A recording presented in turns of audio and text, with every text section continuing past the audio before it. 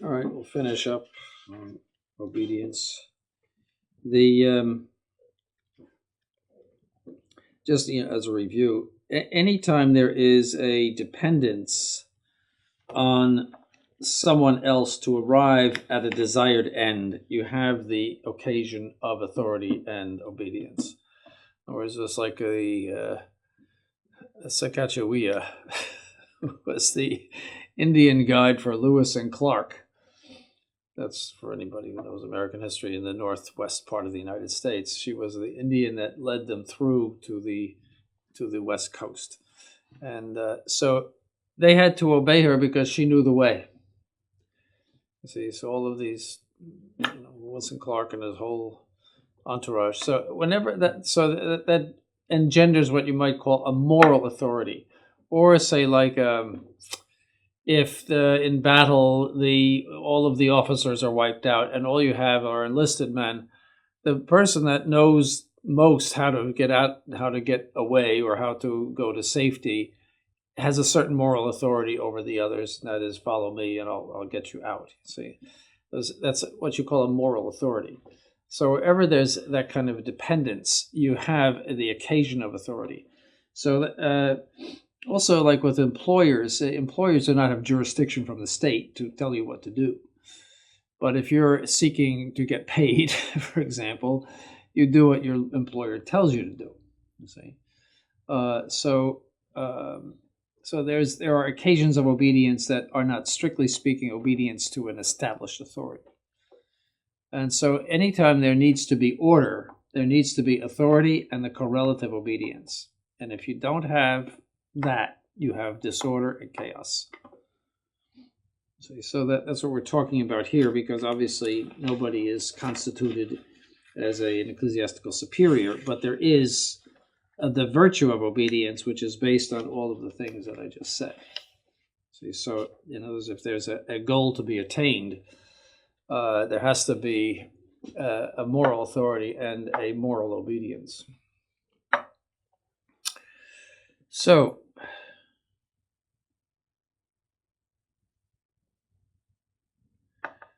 what happened to Eve is that she hesitates to obey and has a discussion with the devil. So she starts talking to the devil. She should have just walked away, but she starts the conversation with the devil.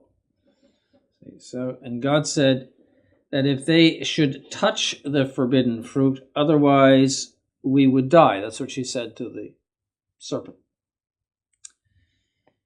But Eve is in doubt. You see, God said this. The devil tempts her, and Eve responds, "We cannot eat, otherwise we may die." And the serpent responds, "You will not die." And Eve, therefore, for having ignored the orders of God, loses her innocence and drags her husband with her and all of the children of Adam and Eve for that disobedience. Now that's what you might call a perfect disobedience to a perfect law. Or as as I said before, that was the not eating of the fruit was a case of perfect obedience. And because they did not have any uncontrolled emotion, they were completely in control of themselves. That was a completely rational act. And they knew exactly what they were doing. You shall be like gods, having the knowledge of good and evil. They knew exactly what they were doing. And so that's how they fell. That's the first disobedience. It was a pure disobedience in the sense that there was no allurement of anything else besides rebellion against God. There was no impurity involved or gluttony or anything like that.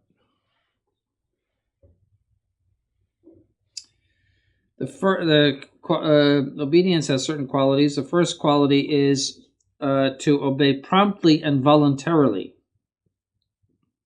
Abraham did not resist even for a single instant when he was called out of Ur. The second quality is to obey with simplicity. This we do by submitting our judgment to our superiors. But that does not exclude the idea that you must always make a comparison of what you're told to do to God's law and to higher laws, obviously. But in the normal course of events, you don't pass judgment on what you're told to do, from day to day. Abraham departed not knowing where he was supposed to end up. And Saints Peter and Andrew followed our Lord without asking even how they would live. They dropped their nets. They went. They didn't say, well, how are we going to eat? The third quality is to obey with joy. So you don't grumble and put on a face. The fourth quality is to obey with humility. The fifth quality is to obey with courage and constancy. Saint Bernard of Clairvaux said, "My soul is ready, O God, ready to do anything which you command, ready to obey more quickly at your will, ready to devote myself to you, to serve my neighbor, to guard myself, to rest in the contemplation of heavenly things." The sixth quality is to obey with indifference, that is, to have no care about the direction or outcome of what is commanded. As I remember what Garrigou said sometimes, even when you know interiorly that this is the wrong thing, or not morally wrong, but the imprudent thing, you might say, sometimes that's the way that God humiliates the superior, by having the inferior carry out some command that ends up badly, like the purchase of a property or something like that. There's a case of St. Rose of Lima, whose mother, purposely to try her obedience, told her to embroider something wrong. And St. Rose of Lima did it wrong, knowing that it was not right. And sure enough, her mother told her, well, this was a test of your obedience. She knew, of course, it was wrong.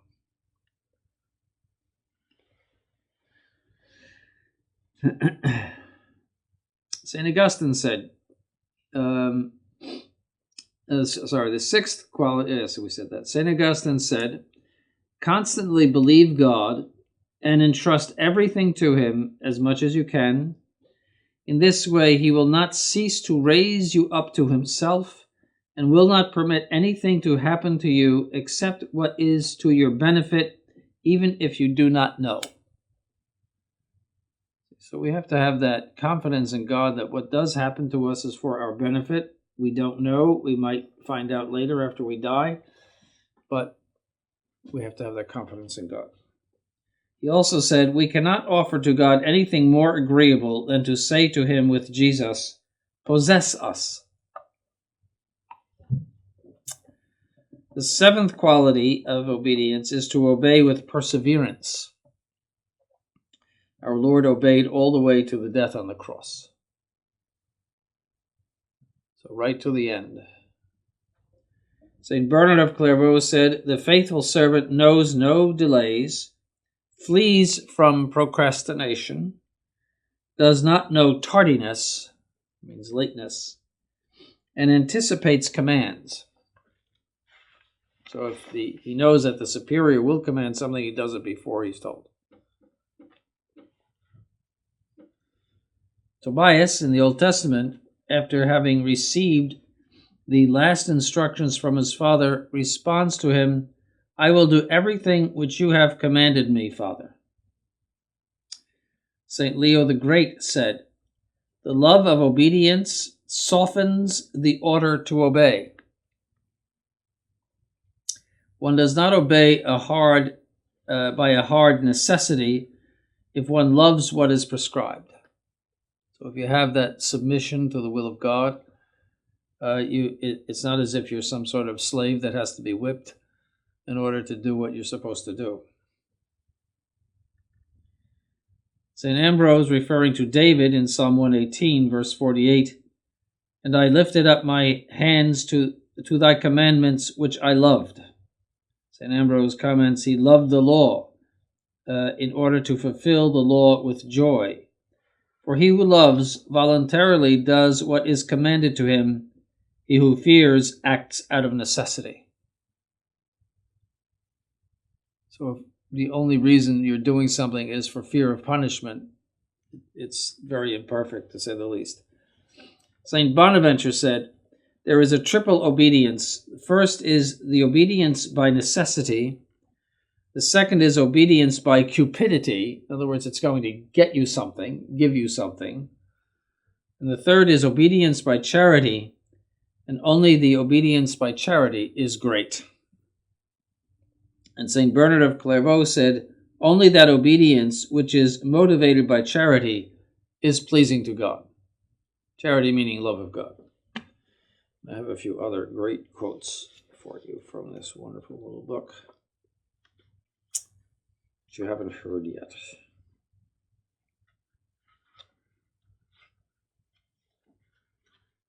My plan is eventually to have a quote of the day that I put on the wall in the hallway. I have so many quotes from saints, so then you can pass by and think about them.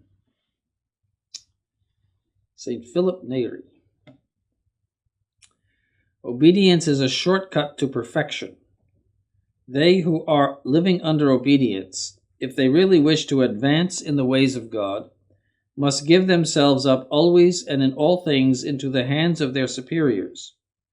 And they who are not living under obedience must subject themselves to some learned and discreet confessor whom they may obey in the place of God, disclosing to him with perfect candor and simplicity the affairs of their soul, and they should never come to any resolution without his advice.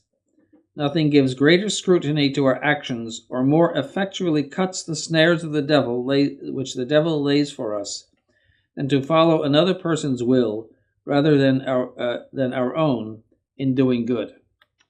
St. Philip Neri. St. Vincent de Paul. "The fulfillment of the divine will is the creature's supreme good, and this is best secured by the practice of holy obedience, for in it the soul attains a total annihilation of self-love and the true liberty of the child of God. This is the reason why devout souls find so much happiness and sweetness in obedience." All right.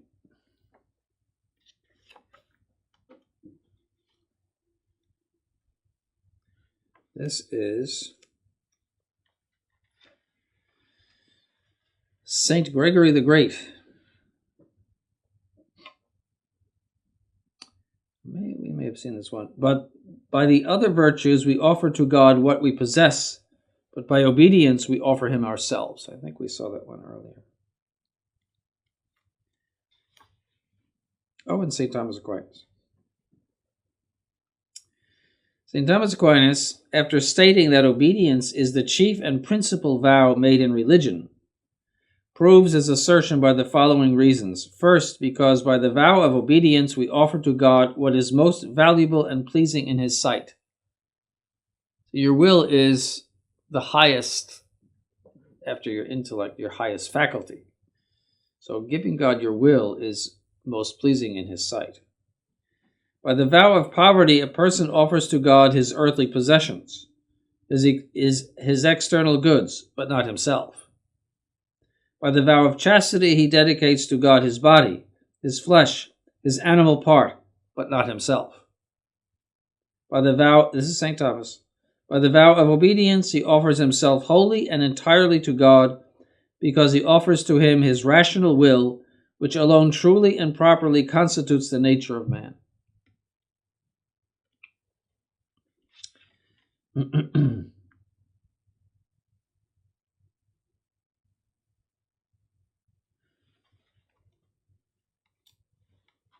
So it's the deepest thing. St. John of the Cross Obedience is a penance of reason. It's not a lower faculty. It's not a penance of exterior goods or chastity. It's a penance of reason. And on that account, a sacrifice more acceptable than all corporal penances and mortifications. God is more pleased to behold the lowest degree of obedience for his sake than all other good works which you can possibly offer to him.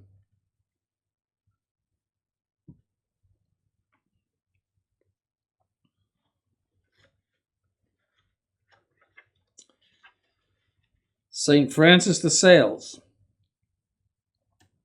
The evil one cares not about our mortifying the body, provided we do always what he wishes. He fears not austerity, but obedience. What greater austerity can there be than holding one's will continually subject and obedient? St. Francis de Sales. Then we have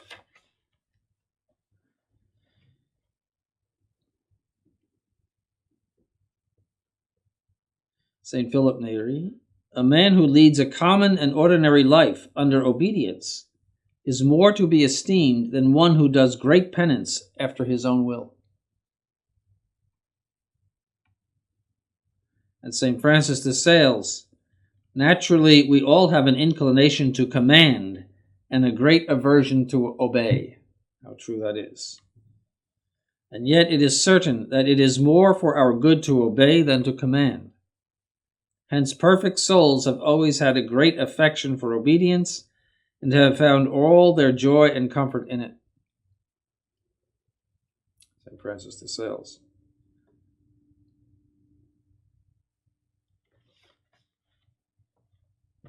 Again, St. Francis de Sales. Many religious and people in the world have made progress in the spiritual life without much prayer, but without obedience, they have never made a single step.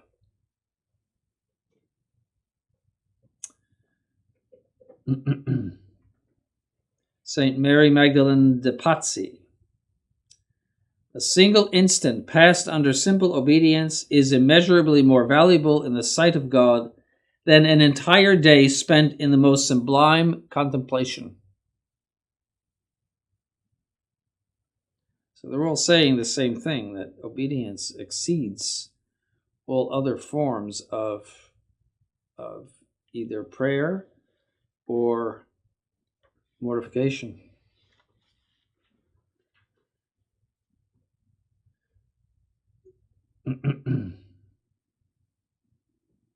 St. John Climacus.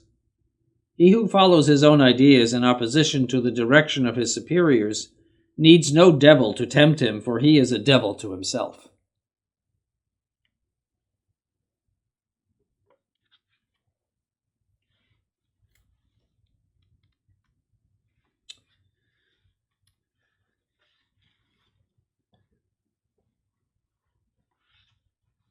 St. Gregory the Great.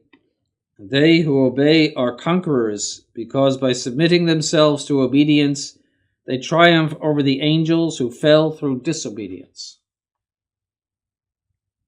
So you can see that obedience is, the ultimate obedience is the obedience of the cross, and that is how our blessed Lord bought back the human race by his obedience. So you see how important a virtue it is.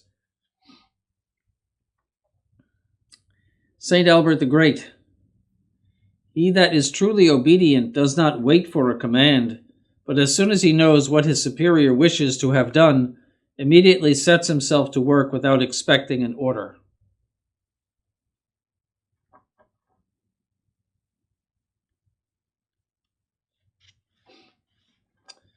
Saint Bernard of Clairvaux. It is a mark of an imperfect heart and a very infirm will to discuss too studiously the injunctions, means commands, of superiors, to hesitate at each particle that is enjoined, commanded, to inquire into the reason, and to judge harshly of every order of which the motive is concealed. Never to obey willingly, unless when the thing commanded is to our liking, or when we cannot do otherwise, or when clear reason is undoubted or when clear reason or undoubted authority has proved that it is expedient. Such an obedience is too nice. It is absolutely troublesome. St. Bernard of Clairvaux. In other words, if you have to receive a justification for the order before you will accept it, that's what he's criticizing there. Why do I need to do this?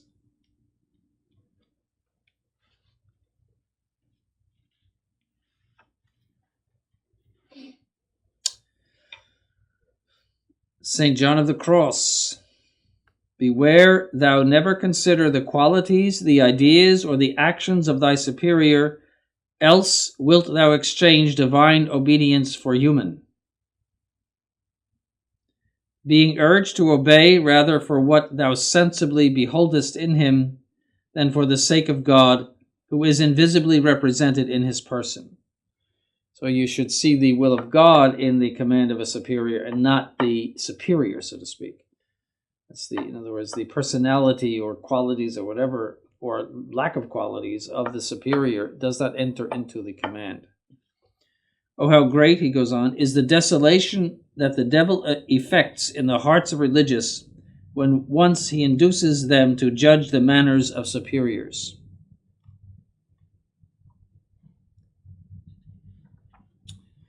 St. Bernard of Clairvaux. He who is truly obedient makes no distinction between one thing and another, nor does he desire one employment more than another, for the only end he has in view is the faithful accomplishment of what he is ordered to do. So whether you are given a very noble job or a very lowly job, it doesn't matter. The obedience sanctifies both.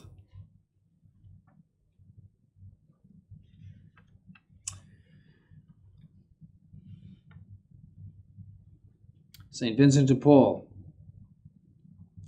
Obedience consists not only in performing actually that which is ordered, but also in a continual disposition to do all that can be imposed upon us on any occasion whatsoever. So it's a disposition, it's a virtue. And St. Bernard of Clairvaux, this is interesting. He that either openly or covertly endeavors to influence his superior, to command him what he himself wishes, is much deceived if he pretends to have any merit from such obedience. So if you talk your superior into something you want to do, he's saying that's just a sham of obedience. For in this case, he does not obey his superior, but rather his superior obeys him. And that sometimes happens.